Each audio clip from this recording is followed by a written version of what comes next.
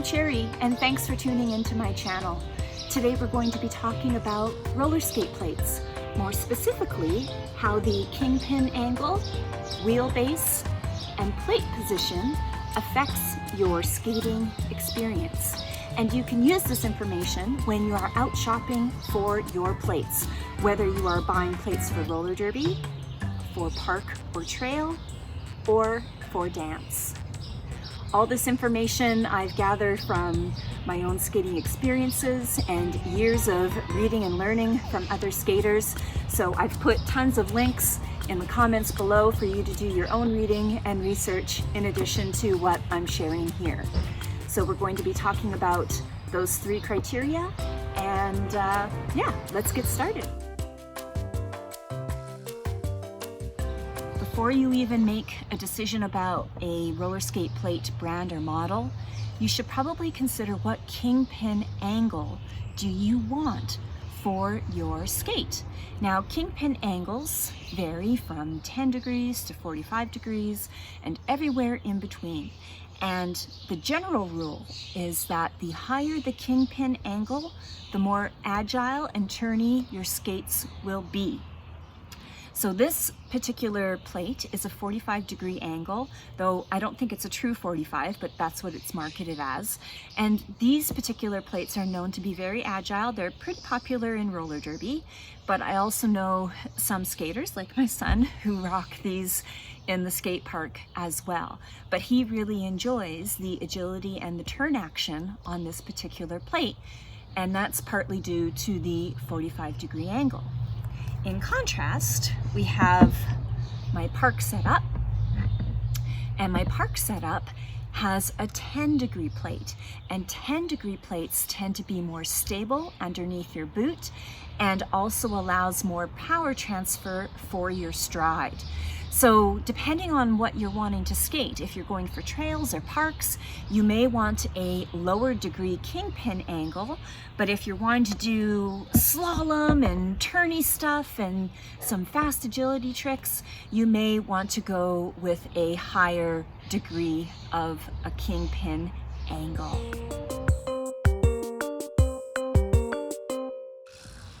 The next thing you want to consider is how long of a wheelbase do you want on your skate setup.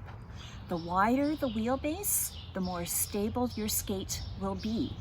The narrower the wheelbase, it'll be less stable, but you will have more agility to do tight turns. My preference is I always go for a short mount. So all of these skates are actually short mount skates, meaning I did not purchase the plate that was recommended by the manufacturers.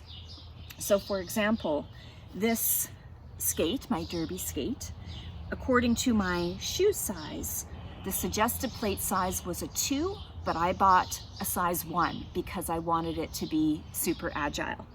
For my Moxie setup, the suggested plate size was a 6, but I bought a 4 because I like narrow plates. And my dance setup, my Rydell 220s, the suggested plate size was a 7, but I went with a 5. So you don't have to follow the manufacturer's recommendations if you want to experiment with some of the different plate lengths. But if you're not comfortable with that, that's okay. Just go with the manufacturer's recommended size. And all of the plate manufacturers, they have handy dandy charts that you look at your skate size, and then it will tell you what the ideal plate size is for your boot size. Now, let's say you've chosen your kingpin angle, you've chosen your wheelbase, and then you found the perfect manufacturer and model that's going to work for your skate boot. Now it's time to install them. Now, a lot of your local roller skate shops will create standard mounts for you, and that is perfectly okay. But with my setups, I wanted something a little bit more custom. If you've gone 1 or 2 sizes smaller, or want a little bit of a different reaction because you know your skating style, you may want to experiment with different positions of your plate on your boot.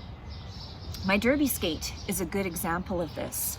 You can see that it is much more forward, and I have quite a bit of space here at the heel. This is often referred to as a short forward mount. There are lots of other names for this. I don't want to get hung up on names because there's lots of different people who use lots of different names for these different mounts. But basically, when I chose this mount, I set it up based on where the front axle sat against my foot.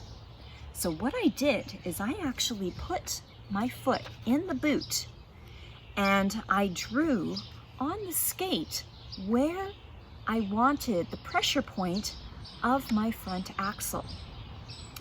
For this particular setup, I wanted my weight to be forward because this was a derby skate. So I chose my axle to be positioned right before the joint of my big toe. And reading that I've done said that this is an optimal place to have your front axle so you have great power transfer, but you can also have great agility. When I mix that with the shorter mount, I can turn very, very fast and have good power transfer, but it's also important to remember that if I stand up too straight in these skates, I can go over backwards. So when I'm choosing my plate wheelbase, I actually measure various points of my foot so I can kind of figure out how I want my axles to meet up with my foot. In contrast, shift this around, there we go. In contrast, this is my dance setup, and my dance setup is meant to have great balance for when I'm standing straight up.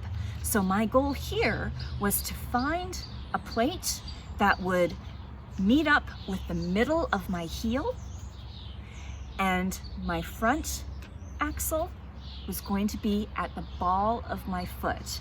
And I love this setup so much because it has the perfect pressure point so I can stand straight up on my skates and do the various rhythm skating that I so enjoy without fear of falling backwards because my heel is well supported under this axle.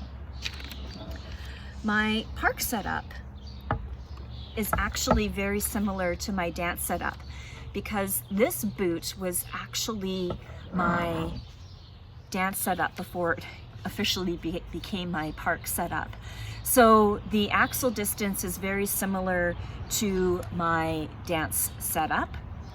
It is a little bit more forward, but you can see how it is positioned to sit right underneath the middle of my heel, and I have good stability. I have less fear of falling backwards. And again, I like that short forward mount, and this sits just over the ball of my foot. So if you want to compare the different plates, let's see if I can catch this on camera.